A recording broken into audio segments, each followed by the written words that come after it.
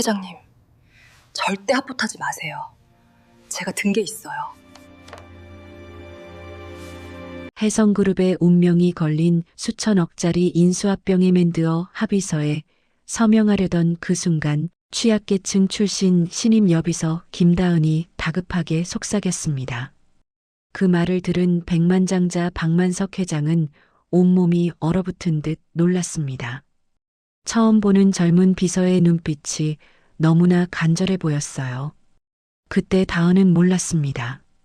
자신의 이 행동이 자신의 인생과 박 회장의 인생 모두를 송두리째 뒤바꿀 줄은요.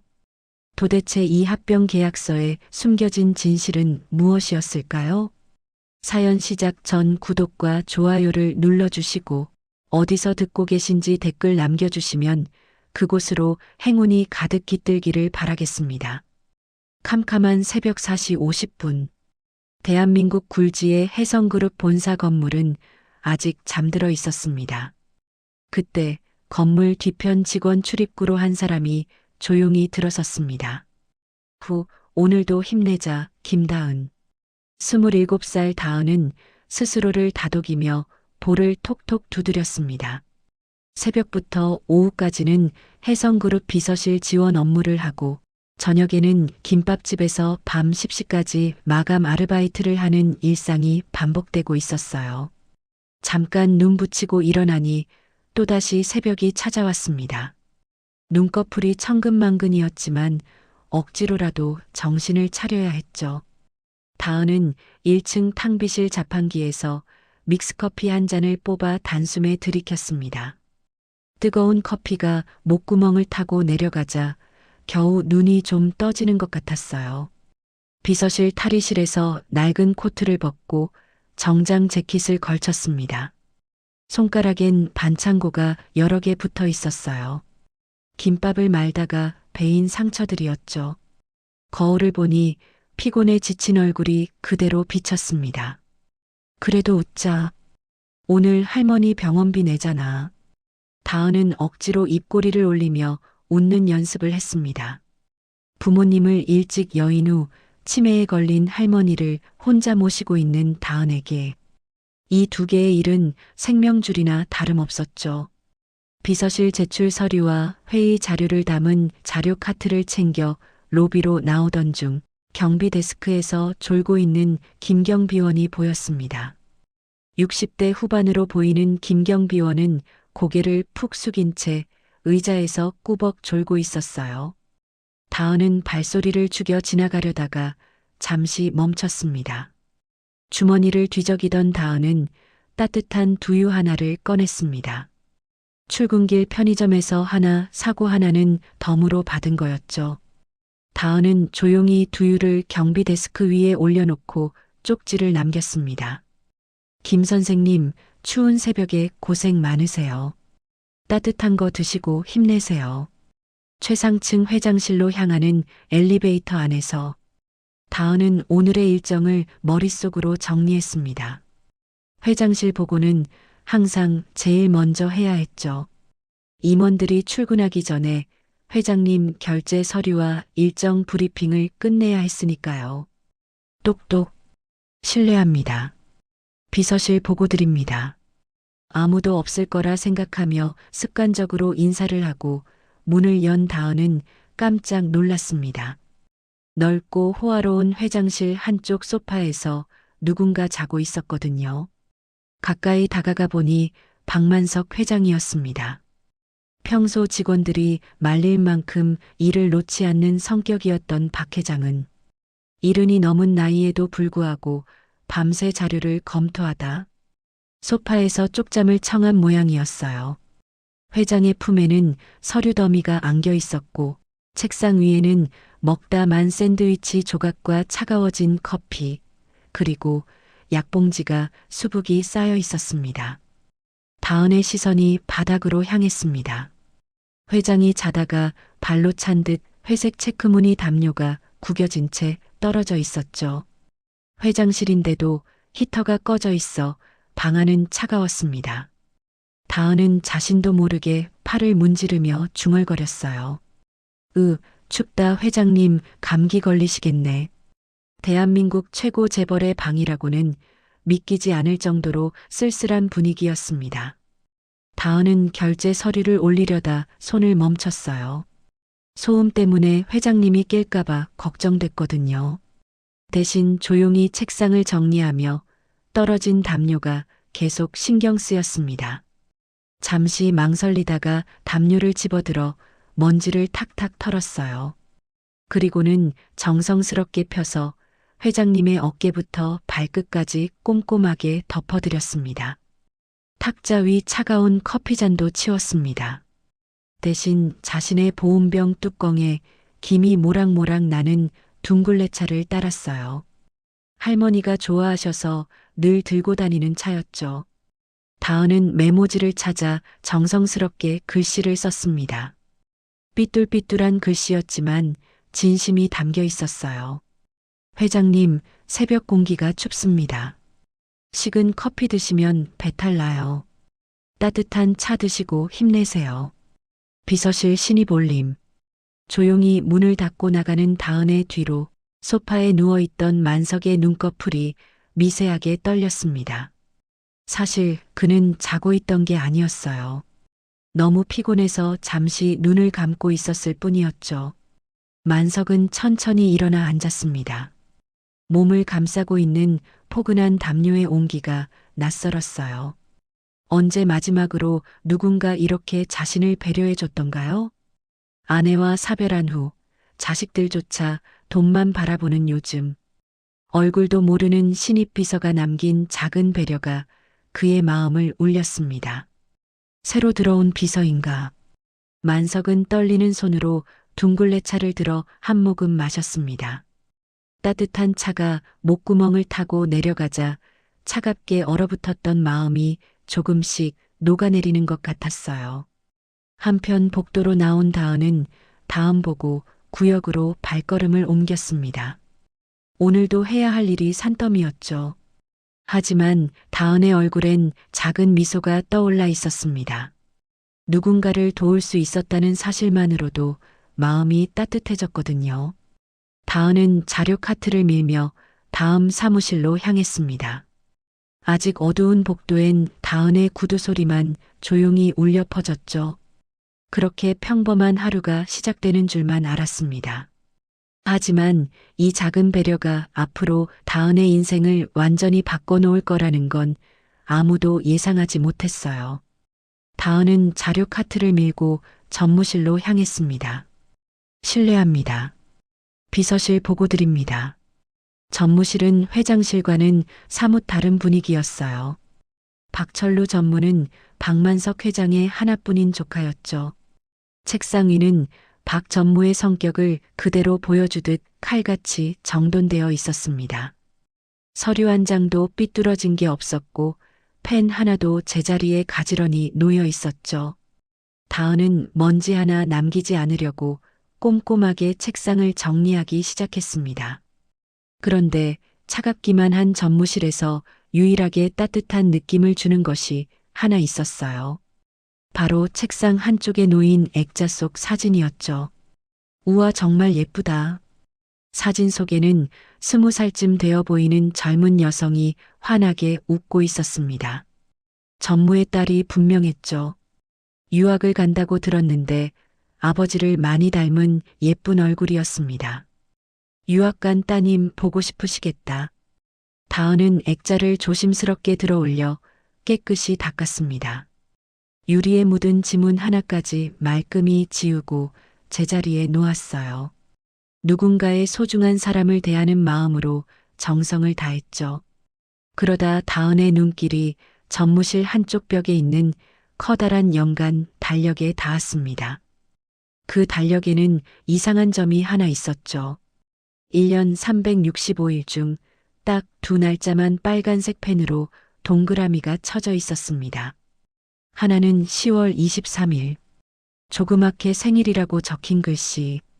전무 본인의 생일인 것 같았습니다. 그리고 11월 12일. 빨간 펜으로 동그라미가 여러 번 그려져 있었어요. 그 밑에는 우리 공주님 생일이라는 메모가 적혀 있었습니다. 전무님도 딸 생일은 끔찍하게 챙기시네. 다은이 작게 중얼거렸습니다.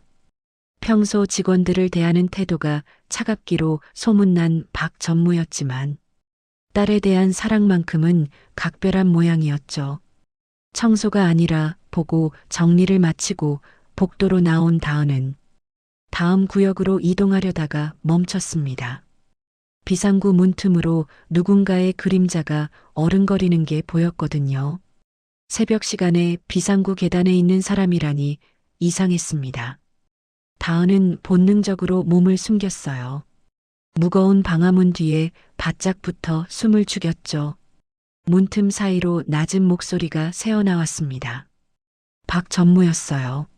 목소리 낮춰. 누가 들으면 어쩌려고.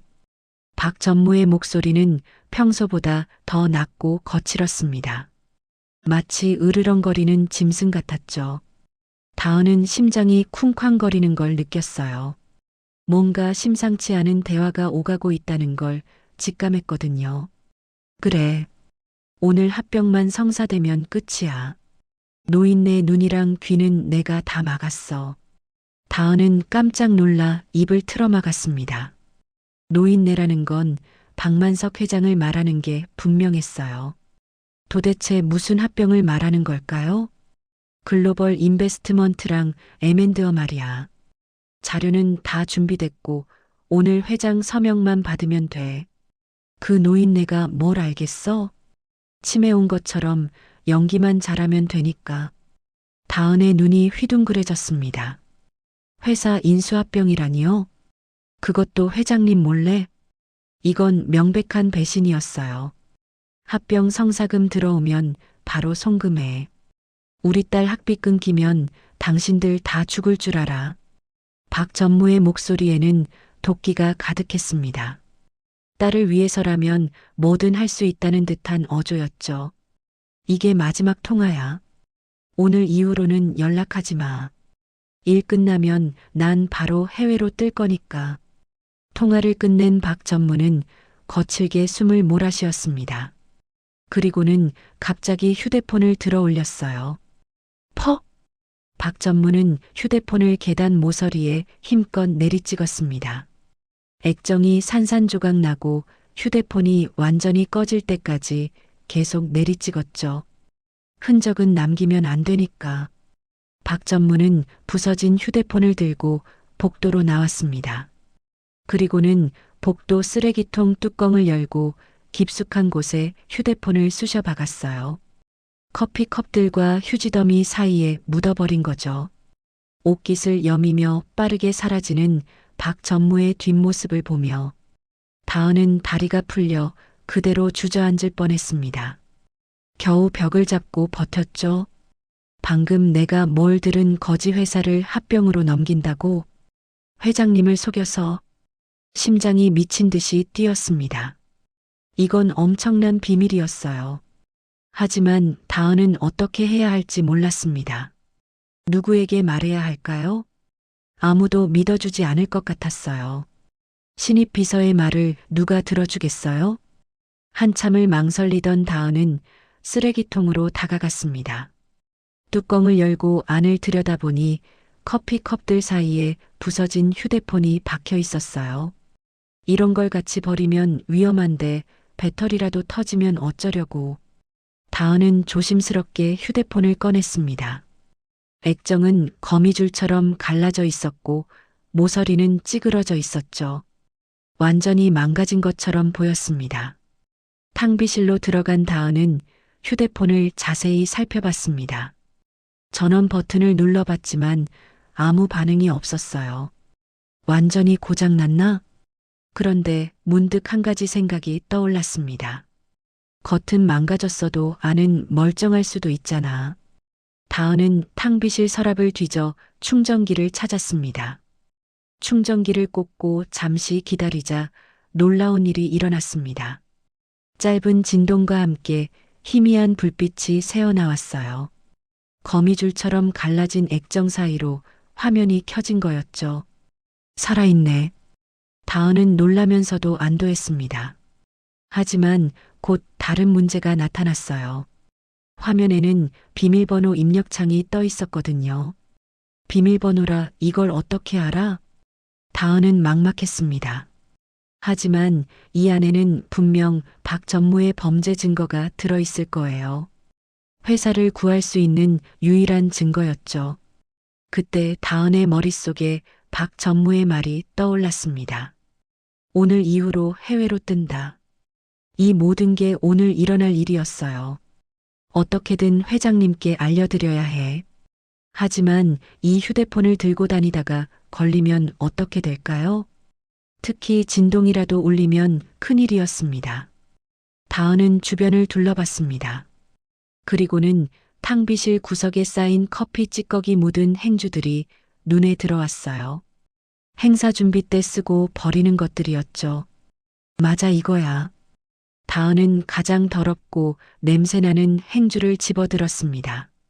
휴대폰을 행주로 겹겹이 싸서 둘둘 말았습니다. 그리고는 비서실 자료 카트 맨 아래 칸, 폐기 서류 봉투 더미 가장 깊숙한 곳에 찔러 넣었어요. 위에 커피 묻은 행주를 덮으니 완벽했습니다. 아무도 이 더러운 행주 더미는 뒤지지 않을 거야. 다은은 안도의 한숨을 내쉬었습니다. 일단 증거는 확보했어요. 하지만 이제 어떻게 해야 할까요?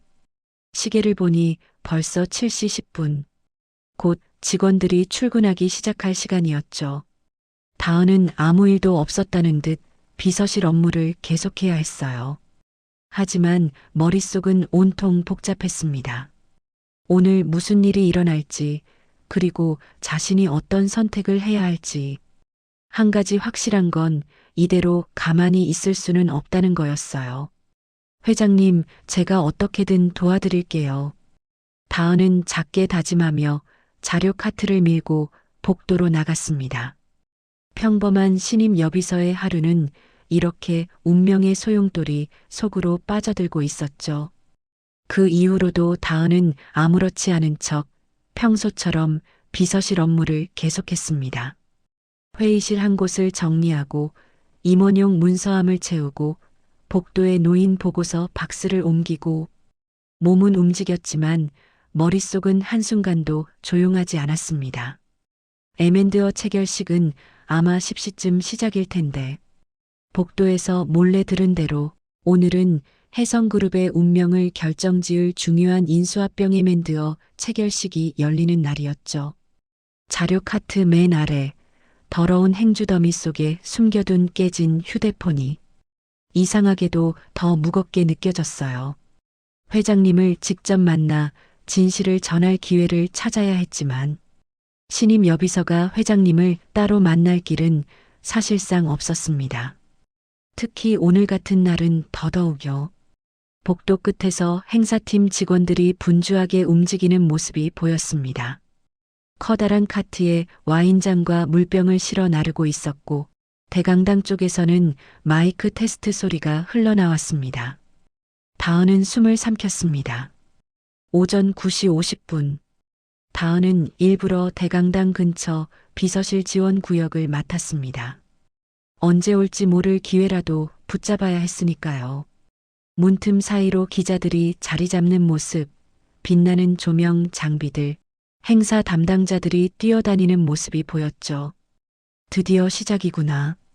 제발 기회가 와줘야 하는데. 다은의 손은 떨렸고 결제 서류를 쥔 손바닥엔 땀이 배어 있었습니다. 오전 10시 정각. 해성그룹 본사 대강당은 화려한 조명 아래 긴장감이 감돌고 있었습니다. 수십 명의 기자들이 카메라를 들고 대기하고 있었고 외국계 투자사 대표들도 정장을 빼입고 자리에 앉아 있었습니다. 다은은 조심히 문을 열고 들어가 무대 옆 스태프 뒤쪽에 살며시 자리를 잡았어요. 신사숙녀 여러분, 지금부터 해성그룹과 글로벌 인베스트먼트 간의 전략적 인수합병 에멘드어 체결식을 진행하겠습니다. 사회자의 목소리가 마이크를 통해 울려 퍼졌습니다. 단상 위에는 만석이 위엄 있게 앉아 있었고 단상 뒤에는 박철루 전무가 서 있었습니다. 박 전무의 얼굴엔 감출 수 없는 흥분이 서려 있었죠. 오늘만 되면 모든 게 끝날 테니까요. 한편 무대 옆에서 다은과 함께 대기하던 20살 남짓한 행사 아르바이트생이 은쟁반을 들고 서 있었습니다. 쟁반 위에는 체결식 후 건배를 위한 고급 와인 2잔이 놓여 있었죠. 붉은 와인이 수정잔 속에서 루비처럼 빛나고 있었습니다. 자, 이제 들어가세요. 행사 담당자의 신호에 아르바이트생은 조심스럽게 발걸음을 옮겼습니다. 수많은 시선이 단상으로 집중되는 가운데 그는 떨리는 손으로 쟁반을 꼭 잡고 테이블로 다가갔어요. 바로 그때였습니다. 찰칵, 찰칵. 수십 대의 카메라 플래시가 일제히 터졌습니다. 갑작스러운 성광에 아르바이트생은 순간 눈이 부셔 움찔했습니다. 그리고 다음 발걸음을 내딛는 순간, 바닥에 대충 테이핑된 굵은 마이크 선에 발이 걸렸습니다. 중심을 잃은 아르바이트생의 몸이 앞으로 쏠렸고 쟁반도 함께 기울어졌어요. 2잔의 붉은 와인이 공중에서 호를 그리며 쏟아졌습니다. 그 와인은 하필이면 만석의 회색 정장 바지와 구두 위로 고스란히 떨어졌어요. 하얀 테이블보에도 붉은 얼룩이 번졌고 서류 커버까지 와인에 젖었습니다. 어머 세상에. 행사는 순식간에 아수라장이 되었습니다. 기자들은 더 자극적인 사진을 찍으려고 셔터를 눌러댔고 외국인 투자자들은 당황한 표정으로 수군거렸죠. 박 전무의 얼굴이 벌겋게 달아올랐습니다. 완벽해야 할 체결식이 엉망이 되어버린 거예요. 뭐 하는 거야? 당장 치워. 박 전무가 고함을 지르려는 순간 행사 담당자가 재빨리 손짓을 했습니다. 무대 옆에서 대기하던 다은이 마른 수건과 물티슈, 휴지 묶음을 들고 뛰어 올라왔어요. 신임 여비서였지만 비서실에서 잔심부름과 뒷정리를 도맡아 하던 다은은 이런 돌발 상황에 누구보다 빠르게 움직일 수 있었습니다. 아르바이트생은 자신이 저지른 실수에 얼굴이 하얗게 질려 있었습니다. 깨진 와인잔 조각과 붉은 얼룩을 보며 어쩔 줄 몰라 했죠. 죄송합니다. 제가. 다은은 당황한 아르바이트생에게 다가가 어깨를 가볍게 토닥였습니다. 그리고 따뜻하고 침착한 목소리로 말했어요. 괜찮아요. 실수는 누구나 해요. 제가 할게요. 유리 조각 위험하니까 뒤로 물러나 있어요. 다은의 차분한 목소리에 아르바이트생은 겨우 정신을 차렸습니다. 고개를 숙인 채 무대 뒤로 물러났죠. 다은은 즉시 만석 앞으로 다가가 무릎을 꿇었습니다. 실례하겠습니다, 회장님. 그리고 먼저 만석의 젖은 바지단과 구두를 닦기 시작했어요. 회장의 품위를 지켜드리는 게 우선이라고 생각했거든요. 마른 수건으로 와인을 꼼꼼히 닦아내며 최대한 얼룩을 지우려 애썼습니다.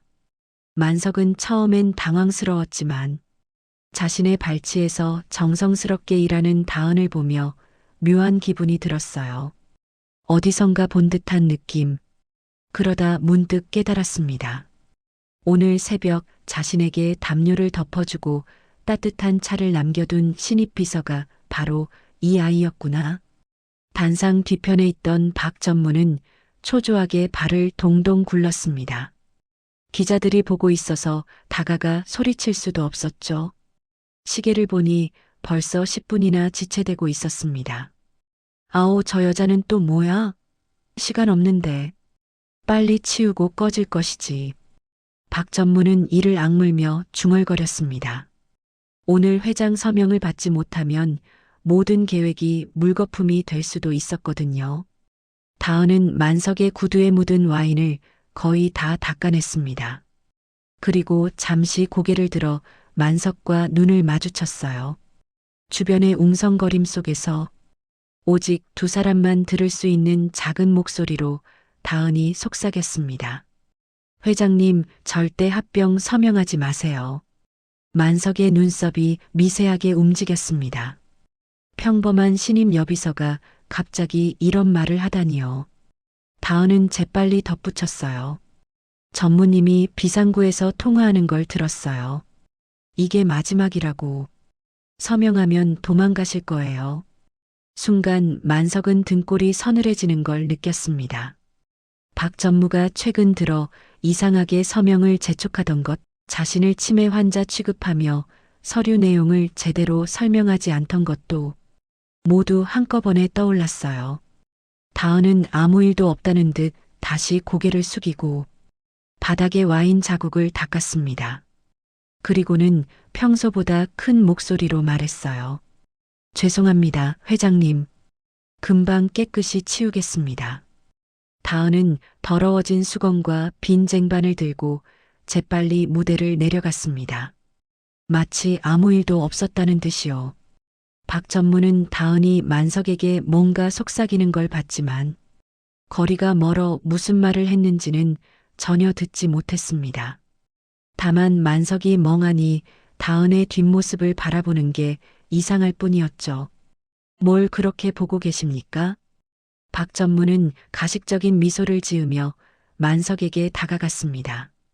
회장님, 옷은 나중에 갈아입으시면 됩니다. 기자들도 기다리고 있고 시간 관계상 체결부터 하시죠. 어차피 형식적인 거지 않습니까? 박 전무는 합의서를 만석 앞으로 밀며 펜을 건넸어요. 눈빛에는 초조함이 가득했죠. 자, 여기 서명만 하시면 됩니다. 회사를 위한 최선의 선택입니다. 외국 자본 유치로 회사가 더 크게 성장할 겁니다. 만석은 천천히 만년필을 들었습니다. 펜촉이 서류 위로 다가갔어요. 박 전무의 눈이 반짝였습니다. 드디어 모든 게 끝나는구나. 하지만 만석은 서명 직전에 손을 멈췄습니다. 그리고는 차갑게 식은 눈으로 박 전무를 올려다봤어요. 펜을 든 채 정지한 만석의 모습에 대강당은 숨을 죽였습니다. 기자들의 카메라가 일제히 그의 손끝을 향했죠. 무거운 침묵이 흘렀습니다. 박 전무의 이마에 식은땀이 맺혔습니다. 왜 갑자기 멈춘 거지? 설마 그 비서가 뭔가 이상한 말을 한 건가? 하지만 그럴 리가. 고작 신임 여비서가 뭘 알겠어. 회장님? 박 전무가 조심스럽게 불렀지만 만석은 대답하지 않았습니다. 그저 합의서를 뚫어지게 쳐다볼 뿐이었죠. 탁! 만석이 만년필 뚜껑을 닫는 소리가 고요한 대강당에 크게 울렸습니다. 마이크가 그 작은 소리까지 증폭시켜 스피커로 내보냈어요. 회장님, 서명 안 하십니까? 박 전무의 목소리가 떨렸습니다. 애써 평정심을 유지하려 했지만 초조함이 묻어났죠. 만석은 한 손으로 이마를 짚으며 고개를 저었습니다.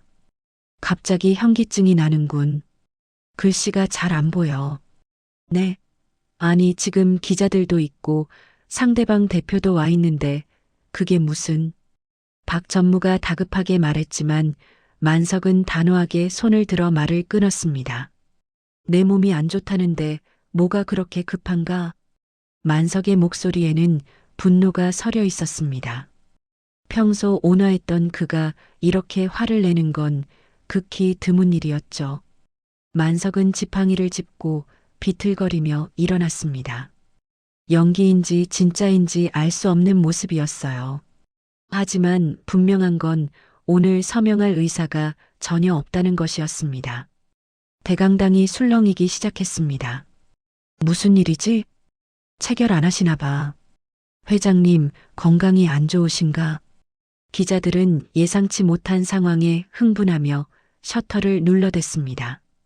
해성그룹, M&어 체결식 도중 중단 같은 자극적인 제목이 벌써부터 그들의 머릿속을 맴돌았죠. 외국계 펀드 대표 스티브가 일어나며 불만스러운 표정을 지었습니다. 이게 무슨 일입니까? 우리는 뉴욕에서 이 체결을 위해 날아왔는데. 박 전무가 황급히 스티브에게 달려갔습니다. 죄송합니다. 회장님이 갑자기 몸이 안 좋으셔서 잠시만 기다려 주시면. 하지만 만석은 이미 경호원들의 부축을 받으며 대강당을 빠져나가고 있었습니다.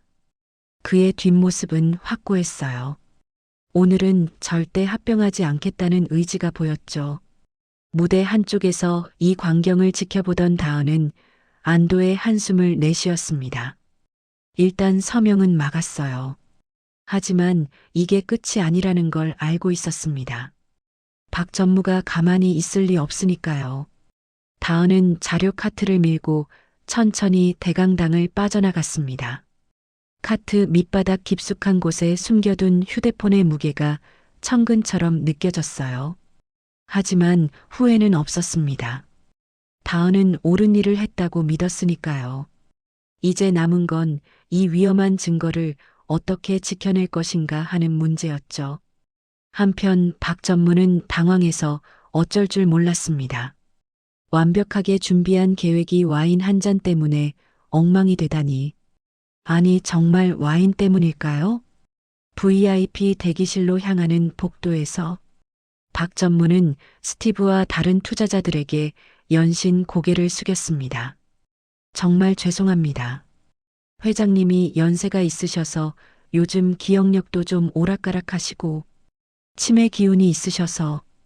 박 전무는 일부러 치매라는 단어를 강조했어요. 나중에 법적 문제가 생기면 이용할 수 있을 거라 생각했거든요. 내일 다시 자리를 만들겠습니다. 제가 책임지고 서명 받아내겠습니다. 투자자들은 불쾌한 표정으로 고개를 저었습니다. 미스터 박, 우리가 얼마나 바쁜지 알지 않습니까? 내일까지 기다립니다. 만약 또 이런 일이 생기면. 스티브는 말끝을 흐렸지만 의미는 분명했습니다. 체결이 파기될 거라는 협박이었죠. 투자자들이 떠나고 홀로 남은 박 전무는 복도의 대형 화분을 발로 걷어찼습니다. 젠장! 화분이 쓰러지며 흙이 쏟아졌어요. 박 전무의 분노가 얼마나 큰지 보여주는 장면이었습니다. 그는 주먹을 불끈 쥐며 생각에 잠겼습니다. 분명 들어오기 전까지는 회장이 멀쩡했어요. 서명할 준비도 되어 있었고요. 그런데 갑자기 왜 마음을 바꾼 걸까요? 와인 때문이 아니야. 그 정도로 화낼 사람이 아니야. 박 전무의 머릿속에 한 장면이 스쳐 지나갔습니다. 바닥에 무릎 꿇고 있던 신입 비서, 회장의 구두를 닦으며 뭔가 속삭이던 모습. 설마 그 비서가. 박 전무는 비서의 얼굴을 떠올려 봤어요. 평범하고 어린 얼굴이었죠. 그런데 왜 그렇게 열심히 회장의 구두를 닦았을까요? 그리고 무슨 말을 했기에 회장이 갑자기 태도를 바꾼 걸까요? 그때 박 전무의 가슴이 철렁했습니다. 혹시 오늘 아침 비상구에서. 박 전무는 서둘러 비상구로 향했습니다. 아침에 휴대폰을 버렸던 그곳이었죠. 복도 쓰레기통 앞에서 멈춘 그는 뚜껑을 열어젖혔습니다. 커피컵들, 휴지 뭉치들. 하지만 가장 중요한 건 없었습니다. 깨진 휴대폰이 사라진 거예요. 아, 이거 봐라. 박 전무는 허탈하게 웃었습니다. 누군가 가져간 게 분명했어요. 청소팀이 치웠을 수도 있지만 그의 직감은 다른 걸 가리키고 있었죠. 박 전무는 즉시 휴대폰을 꺼내 보안팀장에게 전화를 걸었습니다. 나야. 보안팀장. 네, 전무님. 아까 행사장에서 정리하던 여자 있지? 와인 닦던. 네, 기억합니다. 지금 당장 CCTV 확인해봐. 오늘 아침 6시부터 지금까지 그 여자가 어디서 뭘 했는지 전부 다. 박 전무의 목소리는 낮고 차가웠어요. 특히 비상구 쪽이랑 2층 복도 쓰레기통 근처를 중점적으로 봐. 이상한 행동이 없었는지. 알겠습니다. 근데 무슨 일? 말고 빨리 확인해. 그리고 박 전무는 잠시 말을 멈췄다가 덧붙였어요. 내 물건을 가져간 것 같으니까 찾으면 조용히. 아주 조용히. 내 방으로 데려와. 전화를 끊는 박 전무는 주머니에서 지갑을 꺼내 만지작거렸습니다. 머릿속으로는 벌써 다음 시나리오를 짜고 있었죠. 만약 그 비서가 내 휴대폰을 가져갔다면 도둑으로 몰면 되지. 박 전무의 입가에 차가운 미소가 번졌습니다. 고작 신입 비서 하나쯤이야 얼마든지 처리할 수 있었으니까요. 한편 그 시각 다은은 화장실에서 손을 씻고 있었습니다. 와인을 닦느라 손에 묻은 붉은 얼룩을 지우면서도 계속 가슴이 두근거렸어요. 회장님이 내 말을 믿어주신 걸까? 서명을 안 하신 걸 보니 다은은 거울에 비친 자신의 모습을 바라봤습니다. 평범한 신입 비서의 모습이었죠. 하지만 자료 카트 밑바닥에는 회사의 운명을 바꿀 폭탄이 들어 있었어요. 이제 박 전무가 가만히 있지 않을 거야. 휴대폰이 사라진 걸 알면. 다은은 손을 닦고 밖으로 나왔습니다. 복도에는 아까와 달리 긴장감이 감돌고 있었어요. 직원들이 수군거리는 소리가 들렸죠. 체결식이 취소됐대. 회장님이 갑자기 나가셨다던데? 무슨 일 있었나 봐. 다은은 아무 일 없다는 듯 자료 카트를 밀고 다음 업무 구역으로 향했습니다. 하지만 등 뒤에서 느껴지는 시선이 있었어요. 복도 끝에서 박 전무가 그녀를 지켜보고 있었거든요. 사냥감을 노리는 맹수처럼 차갑고 날카로운 눈빛으로. 다은은 그 시선을 느꼈지만 애써 모른 척했습니다. 평소처럼 자연스럽게 행동해야 했어요. 조금이라도 수상한 모습을 보이면 끝이니까요. 괜찮아, 아무도 저 더러운 행주더미는 안 뒤질 거야. 다은은 스스로를 다독이며 엘리베이터를 탔습니다. 하지만 그녀는 몰랐어요. 박 전무가 이미 그물을 치기 시작했다는 걸. 그리고 그물은 생각보다 훨씬 더 촘촘하고 위험하다는 걸 말이죠. 폭풍의 전조가 시작되고 있었습니다. 다은은 아직 모르고 있었지만 곧 그녀의 인생에서 가장 위험한 순간이 찾아올 거예요. 복도 구석에서 묵묵히 자료를 정리하던 다은이 고개를 들었습니다. 검은 정장을 입은 남자 3명이 자신을 향해 걸어오고 있었어요. 보안팀장과 직원 2명이었죠. 그들의 표정은 딱딱했고 걸음걸이에는 위압감이 서려 있었습니다. 김다은 씨, 보안팀장의 목소리가 복도에 울렸어요. 다은은 서류를 든 채 멈춰섰습니다.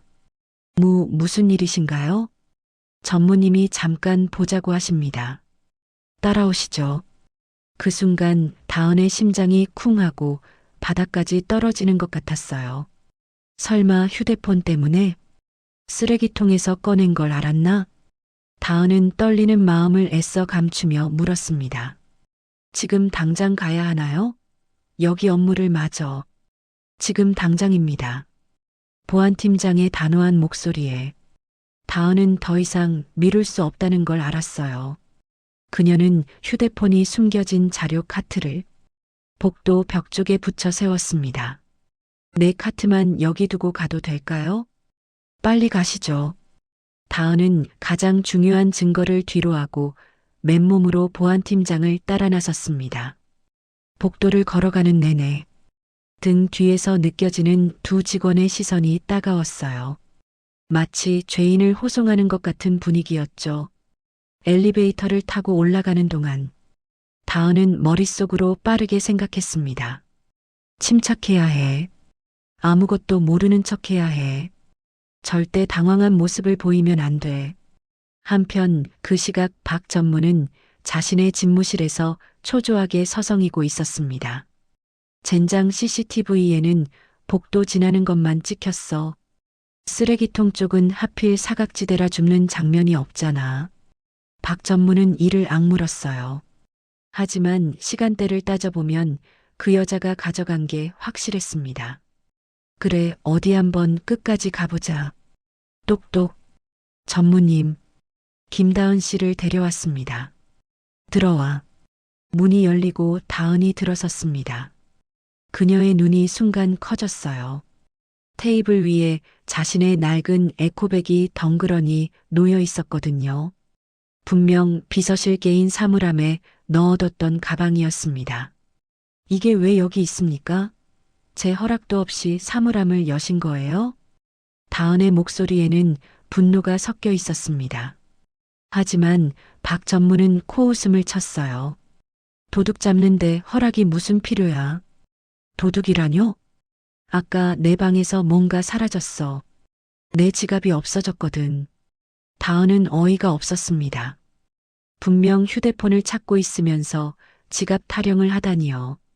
저는 손대지 않았습니다. 전무님 방에서 지갑 같은 건 본 적도 없어요. 그래. 그럼 확인해 보면 되겠네. 박 전무가 손짓하자 보안팀장이 다가왔습니다.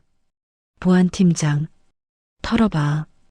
가방이랑 주머니 싹 다. 이건 엄연히 사생활 침해. 다은이 항의하려 했지만 소용없었어요. 보안 요원이 거칠게 다은의 가방을 집어들어 테이블 위에 거꾸로 쏟아부었습니다. 찰그랑. 가방 속 물건들이 테이블 위로 쏟아졌어요.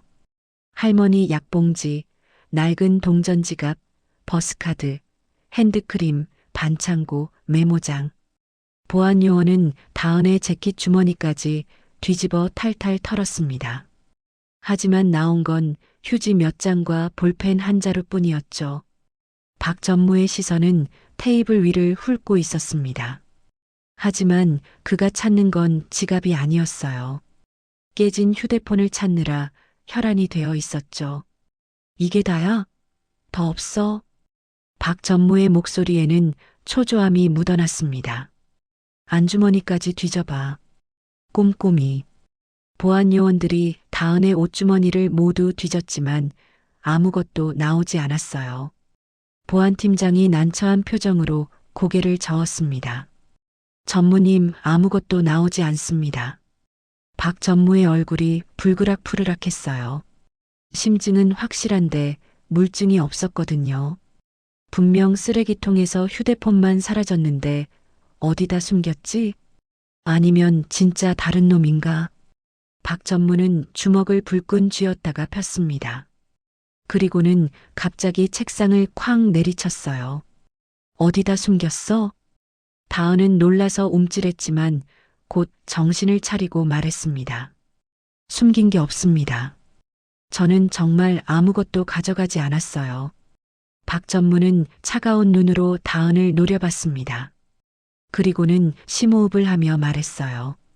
아니, 됐어. 지갑 도둑 의심받는 사람이랑은 같이 일 못해. 네. 당신 오늘부로 해고야. 당장 나가. 다은의 눈에 눈물이 맺혔습니다. 억울함과 분노가 한꺼번에 밀려왔어요. 증거도 없이 남의 가방까지 뒤져놓고 이러시는 게 어디 있습니까? 이건 부당해고예요. 시끄러워. 박 전무가 소리를 질렀습니다. 보안팀장 뭐해? 안 끌어내고. 이 여자 오늘부로 출입 금지야. 건물 얼씬도 못하게 해. 보안 요원들이 다은의 팔을 잡았습니다. 다은은 억울해서 눈물이 났지만 한편으로는 안도의 한숨을 내쉬었어요. 휴대폰을 빼앗기지 않았으니까요. 잠깐만요. 제 물건은 챙겨가야죠. 다은은 테이블 위에 흩어진 자신의 물건들을 서둘러 가방에 담았습니다. 할머니 약봉지를 조심스럽게 챙기는 손이 떨렸어요. 보안 요원들에게 끌려가듯 전무실을 나온 다은은 엘리베이터를 타고 1층 로비로 내려왔습니다. 직원들의 시선이 따가웠지만 다은은 고개를 꼿꼿이 들었어요. 잘못한 게 없으니까요. 아, 잠깐만요. 로비를 나서려던 다은이 멈춰섰습니다. 제가 쓰던 업무 자료 제 개인 물건이 들어있는 카트를 가져가야 해요. 보안팀장이 잠시 망설이다가 고개를 끄덕였습니다. 빨리 가져오세요. 같이 갑시다. 다은은 보안 요원들의 감시 아래 복도로 돌아갔습니다. 벽에 세워둔 자료 카트가 그대로 있었어요. 그 모습을 보자 다은의 심장이 빠르게 뛰기 시작했습니다. 다은은 카트에서 자신의 물건인 것처럼 고무장갑과 작은 수건 몇 개를 꺼냈습니다. 그리고는 마지막으로 카트 맨 밑바닥에 더러운 행주 뭉치를 집어들었어요. 이것도 제 겁니다. 집에서 가져온 행주예요. 다은은 냄새나는 행주 뭉치를 그대로 가방에 쑤셔 넣었습니다. 보안 요원들이 인상을 찌푸렸어요. 그런 더러운 걸 제 행주예요. 이것도 검사하실 건가요? 다은이 행주를 들어보이자 보안 요원들이 뒤로 물러섰습니다. 커피 찌든 냄새가 코를 찔렀거든요. 됐습니다. 빨리 나가시죠. 다은은 가방을 꼭 안고 건물을 나섰습니다. 차가운 바람이 얼굴을 스쳤지만 그녀의 마음은 뜨거웠어요. 가방 속 더러운 행주에 쌓인 작은 휴대폰 하나가 거대한 돌덩이처럼 느껴졌습니다. 해냈어. 일단 휴대폰은 지켰어. 하지만 안심하기엔 이르죠. 다은이 건물을 나서는 모습을 박 전무가 사무실 창문에서 지켜보고 있었거든요. 찜찜하네. 박 전무는 창문에서 시선을 떼며 혼잣말을 했습니다. 그리고는 다시 전화기를 들었어요. 보안팀장, 나야. 일단 비서실 지원 인력 외주 직원들 전부 불러. 건물 내 쓰레기통이란 쓰레기통은 다 뒤져. 화장실 천장, 비상구 구석구석까지. 지갑을 찾으시는 건가요? 박 전무가 잠시 말을 멈췄다가 대답했습니다. 아니, 휴대폰이야. 깨진 휴대폰 반드시 찾아야 해. 휴대폰이요? 알겠습니다. 전화를 끊는 박 전무는 다시 인터폰을 눌렀습니다. 비서실, 나야. 방금 나간 신입 비서 있지? 김다은이라고. 네, 전무님. 그 여자 신상 정보 다 조사해. 가족관계, 주소, 빚 전부. 오늘 안으로. 박 전무의 눈이 차갑게 빛났습니다. 물증은 없어도 그의 직감은 확실했어요.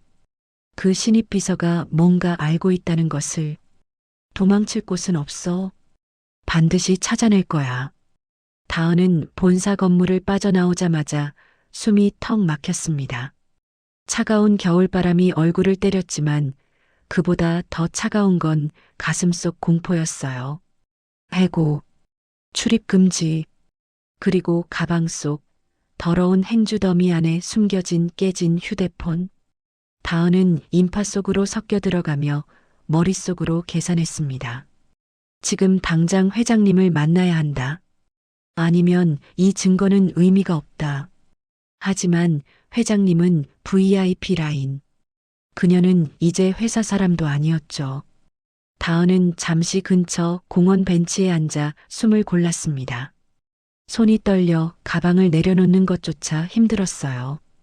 행주 뭉치를 꺼내 그 속에 숨겨둔 휴대폰을 확인했습니다. 화면은 산산조각 났지만 전원은 꺼져 있었습니다.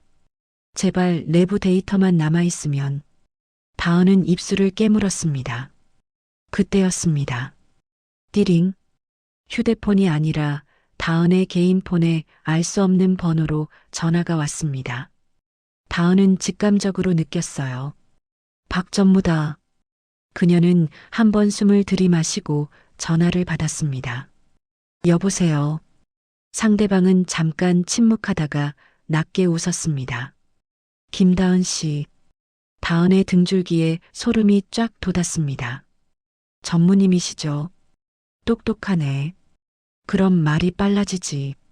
박 전무의 목소리는 아주 차분했어요. 그게 더 무서웠죠. 아까 비상구에서 내 물건 봤지? 다은은 최대한 담담하게 대답했습니다. 무슨 물건 말씀하시는 건지 모르겠습니다. 모르면 좋지. 근데 이상하네. 쓰레기통에서 사라진 게 딱 하나인데. 다은의 손이 핸드폰을 쥔 채 더 꽉 쥐어졌습니다. 박 전무가 계속 말했습니다. 김다은 씨, 인생 살면서 제일 무서운 게 뭔지 알아? 가족이야. 그 한마디에 다은의 호흡이 멎었습니다. 무슨 말씀이세요? 박 전무는 마치 일상 대화하듯 말했습니다. 네, 할머니. 요즘 병원 자주 가시던데 약도 꾸준히 드시고. 다은의 머릿속이 하얘졌습니다. 사물함을 털었을 때 약봉지를 봤다. 그걸로 가족 정보를 추적한 거예요. 전무님 지금 협박하시는 겁니까? 협박? 아니야. 제안이지. 박 전무는 웃으며 말했습니다. 오늘 밤 9시까지 내가 지정하는 장소로 와. 그럼 해고도 취소해 줄게. 다은은 속이 뒤집히는 느낌이었습니다. 가면 뭘 하라는 건데요? 박 전무는 잠시 침묵하다가 아주 조용히 말했습니다. 내 물건 돌려줘. 다은은 가슴이 쿵 내려앉았습니다. 박 전무가 확신하고 있어요. 휴대폰이 자신에게 있다는 걸. 없다고 하면요? 박 전무의 목소리가 갑자기 낮아졌습니다. 그럼 할머니가 내일 아침에 어디 계실지 장담 못하지. 뚝. 전화가 끊겼습니다. 다은은 한동안 핸드폰 화면만 멍하니 바라봤습니다. 손끝이 얼어붙은 것처럼 감각이 없었어요. 그리고 이내 뛰기 시작했습니다. 다은이 집에 도착하자마자 할머니에게 전화를 걸었습니다. 할머니, 지금 어디야? 집이야? 응, 다은아. 나 집이지. 왜 그래? 할머니의 목소리는 평소처럼 다정했습니다. 그게 다은을 더 미치게 했어요. 문 꼭 잠그고 절대 누가 와도 문 열지 마. 알겠지? 어이구 무슨 소리야. 너 어디 아프니? 아니야. 그냥 부탁이야. 문 잠그고 전화 끊지 말고 나랑 계속 통화해. 다은은 집 안으로 들어가면서도 계속 통화했습니다. 그리고 서랍을 열어 작은 USB와 보조 배터리를 챙겼습니다. 깨진 폰을 어떻게든 살려 데이터가 있으면 복사해야 했거든요. 하지만 시간이 없었습니다. 박 전무는 이미 움직이고 있어요. 다은은 곧바로 할머니 집으로 향했습니다. 할머니 집 앞 골목에 들어서는 순간 다은은 뭔가 이상함을 느꼈습니다. 평소라면 조용한 동네인데 오늘은 골목 입구에 검은 차량 한 대가 서 있었어요. 다은은 심장이 철렁 내려앉았습니다. 할머니, 지금 문 열지 말고 조용히 있어. 나 지금 앞에 왔어. 다은이 속삭이는 순간 골목 끝에서 정장 차림 남자 2명이 할머니 집 쪽으로 걸어가고 있었습니다. 다은은 숨을 죽이고 전봇대 뒤로 몸을 숨겼습니다. 그들은 조용히 현관문 앞에 섰어요. 그리고 똑똑 문 두드리는 소리가 들렸습니다. 택배 왔습니다. 다은은 눈이 뒤집힐 것 같았습니다. 할머니, 문 열지 마. 전화기 너머에서 할머니가 당황한 목소리로 말했어요. 택배라는데. 열지 마. 절대. 할머니, 지금 그 사람들 택배 아니야. 할머니가 숨을 삼켰습니다. 현관문 밖에서 다시 소리가 들렸어요. 문 좀 열어주세요. 중요한 서류입니다. 다은은 발끝부터 머리끝까지 피가 거꾸로 솟는 느낌이었습니다. 그때 현관문 손잡이가 덜컥하고 움직였습니다. 다은의 목소리가 갈라졌습니다. 할머니, 안 돼. 하지만 다행히도 할머니는 문을 열지 않았어요. 손잡이만 만지고 멈춘 겁니다. 아, 내가 누구 말만 듣고. 할머니가 중얼거리는 소리가 전화 너머로 들렸습니다.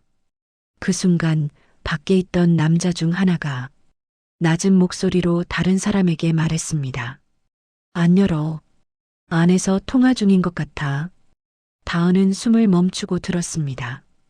그리고 이어지는 말에 심장이 얼어붙었죠. 그럼 그냥 들어가. 전무님이 조용히 처리하라고 했어. 남자가 손에 든 무언가를 문틈에 밀어 넣었습니다. 아마 카드키처럼 문을 따는 도구였어요. 다은은 더 이상 참을 수 없었습니다. 그녀는 전봇대 뒤에서 튀어나와 달려가며 소리쳤습니다. 거기서 뭐 하는 거예요? 남자들이 놀라 돌아봤어요. 김다은. 그들이 다은을 알아봤습니다. 이미 사진을 받았던 거죠. 다은은 현관문 앞에 서서 몸으로 문을 막았습니다. 당장 가요. 경찰 부를 거예요. 남자 중 한 명이 비웃으며 다가왔습니다. 경찰?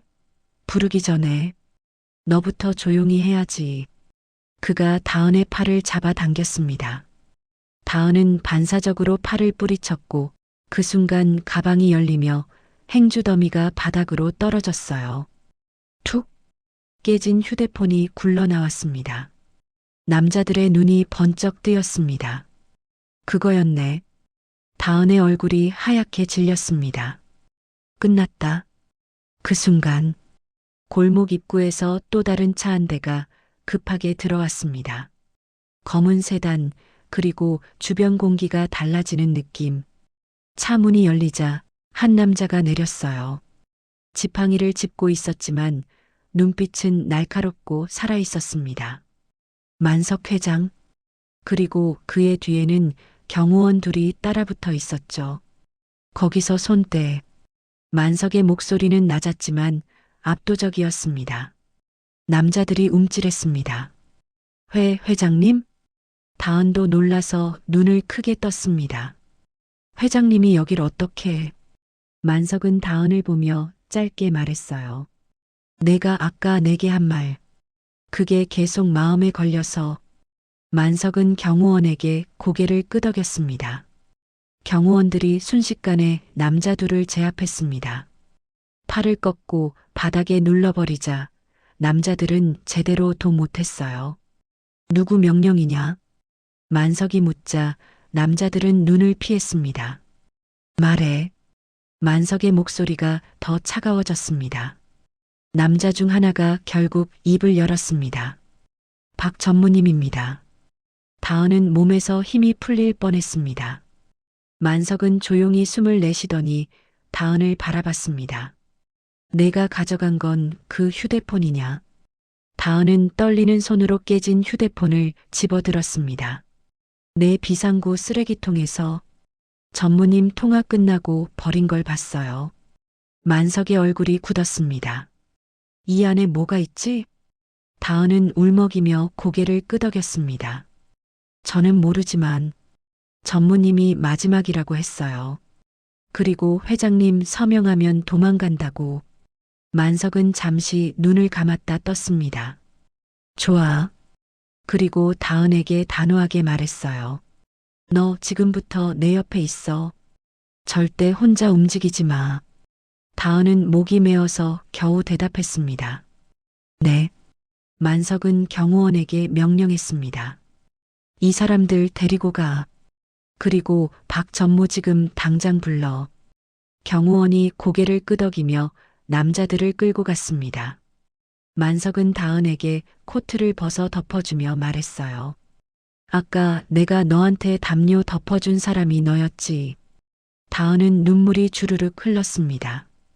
회장님 죄송합니다. 저 때문에 이런. 아니다. 만석은 고개를 저었습니다. 내가 아니었으면 오늘 서명했을 수도 있다. 만석은 시선을 멀리 두며 낮게 말했어요. 그리고 그랬다면 혜성그룹은 끝났겠지. 만석은 곧바로 다은을 차에 태웠습니다. 할머니는 경호원이 안전하게 집 안으로 모시고 들어가 문을 잠그고 추가 경호를 붙였습니다. 차 안은 숨소리만 들릴 정도로 조용했습니다. 다은은 손에 쥔 깨진 휴대폰을 내려다보며 물었습니다. 회장님, 이제 어떻게 하실 거예요? 만석은 창밖을 보며 천천히 대답했습니다. 오늘 오후에 임시 주주총회가 있다. 다은의 눈이 커졌습니다. 주총이요? 박 전무는 오늘 내가 쓰러졌다고 소문내고 주총에서 내 권한을 빼앗으려 할 거다. 만석은 이를 악물었습니다. 그리고 그 근거로 나를 치매라고 몰겠지. 다은은 머리가 띵해졌습니다. 그럼 만석은 다은을 돌아봤습니다. 그러니 우리가 먼저 간다. 주 총장에 다은은 고개를 끄덕였습니다. 휴대폰 데이터가 살릴 수 있으면 좋겠어요. 만석은 차분하게 말했어요. 살려.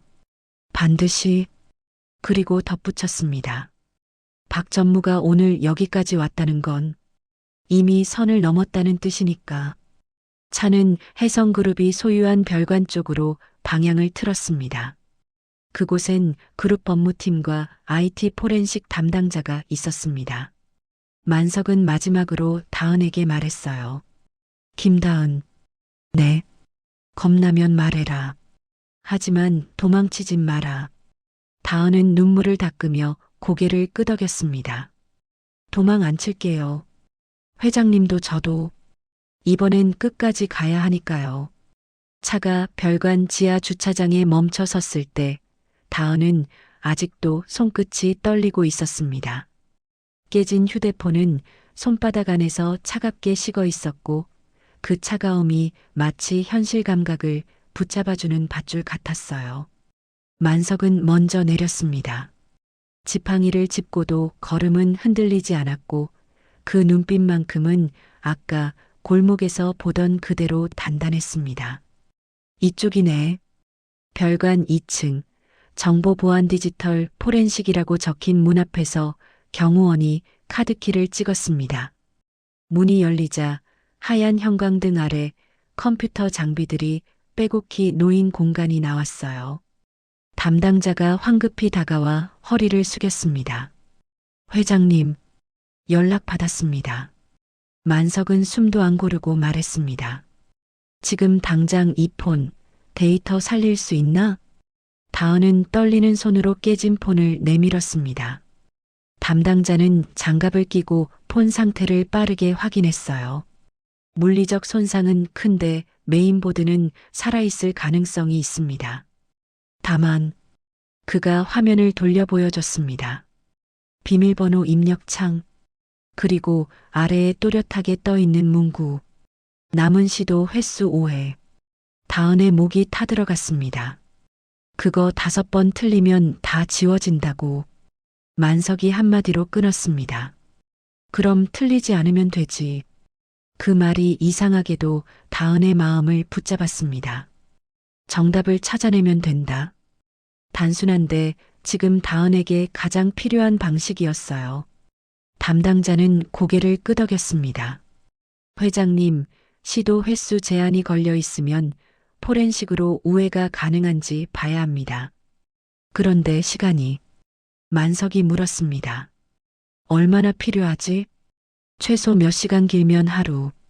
다은은 숨이 턱 막혔습니다. 주총은 곧 시작될 텐데요. 그때 만석이 조용히 다은을 돌아봤습니다. 김다은.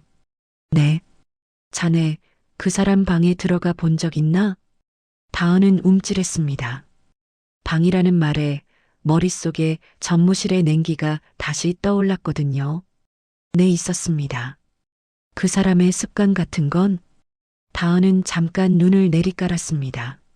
사실 다은은 청소부처럼 불렸지만 정확히는 취약계층 채용으로 들어온 신입 여비서였습니다.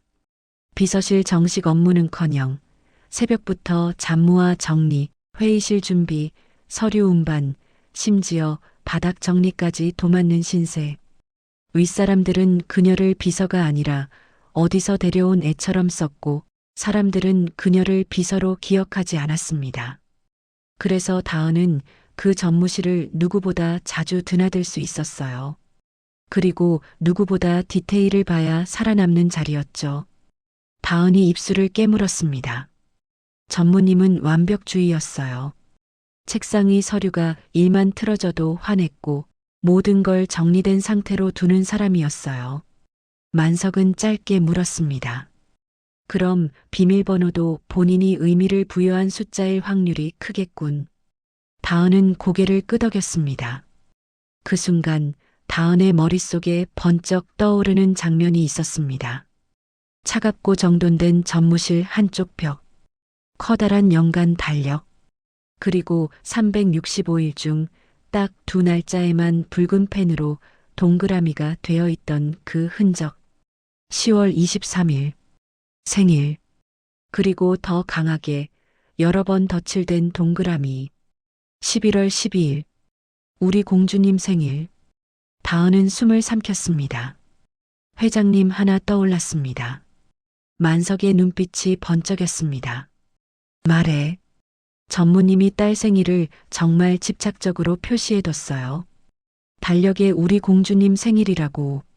만석은 잠시 침묵하다가 담당자를 봤습니다. 시도 횟수는 5번입니다. 만석이 다은을 봤습니다. 자네가 직접 눌러라. 이건 자네가 끝내야 하는 일이다. 다은은 손을 뻗었습니다. 손끝이 떨려서 숫자 버튼을 누르는 것조차 쉽지 않았어요. 하지만 다은은 마음속으로 딱 하나만 붙잡았습니다. 할머니를 지키기 위해서라도 여기서 멈추면 안 된다. 다은은 첫 번째로 회장실 로비에서 본 창립 기념일을 떠올렸습니다. 그 숫자를 조심스럽게 눌렀어요. 0501. 잠깐의 침묵. 화면이 빨갛게 변했습니다. 비밀번호 오류. 남은 횟수 4회. 다은의 심장이 쿵 내려앉았습니다. 담당자가 조심스럽게 말했습니다. 한 번 더 틀리면. 만석이 단호하게 말했습니다. 조용히. 그 말이 다은에게는 괜찮다는 뜻처럼 들렸습니다. 다은은 두 번째로 전무 본인의 생일을 떠올렸습니다. 1023. 또다시 빨간 화면. 비밀번호 오류. 남은 횟수 3회. 다은은 입술이 하얗게 질릴 정도로 깨물었습니다. 안 돼 3번밖에. 그때 만석이 다은의 어깨 위에 손을 얹었습니다. 무거운 손이 아니라 이상하게도 안정되는 손이었어요. 김다은, 자네는 새벽에도 도망치지 않았지. 네. 지금도 도망치지 마라. 다은은 눈을 감았습니다. 전무님이 정말로 사랑한 게 무엇이었을까? 회사? 권력? 돈? 아니. 전무실에서 유일하게 따뜻했던 건 딸 사진이 들어있던 액자였어요. 그리고 그 달력에 11월 12일, 우리 공주님 생일. 다은은 천천히 눈을 떴습니다. 그리고 아주 조용히 확신에 찬 목소리로 말했습니다. 전무님은 회사를 사랑한 게 아니었어요. 만석이 미세하게 눈썹을 올렸습니다. 다은이 이어 말했습니다. 유일하게 사랑한 건 딸이었어요. 다은은 손가락으로 숫자를 눌렀습니다. 111. 정적. 그리고 띠링. 잠금이 풀리는 소리. 화면이 바뀌었습니다. 담당자 입에서 숨이 새어나왔습니다. 열렸습니다. 다은의 눈에서 눈물이 훅 쏟아질 뻔했습니다. 하지만 지금은 울 시간이 아니었어요. 만석이 담당자에게 말했습니다. 통화 녹음, 메시지, 파일, 전부 확인한다. 그리고 회의실로 바로 쓸 수 있게 준비해. 담당자가 빠르게 조작했습니다. 깨진 액정 속에서 녹음 파일 목록이 떠올랐고 가장 최근 파일이 보였어요. 파일명을 누르는 순간 스피커에서 익숙한 목소리가 흘러나왔습니다.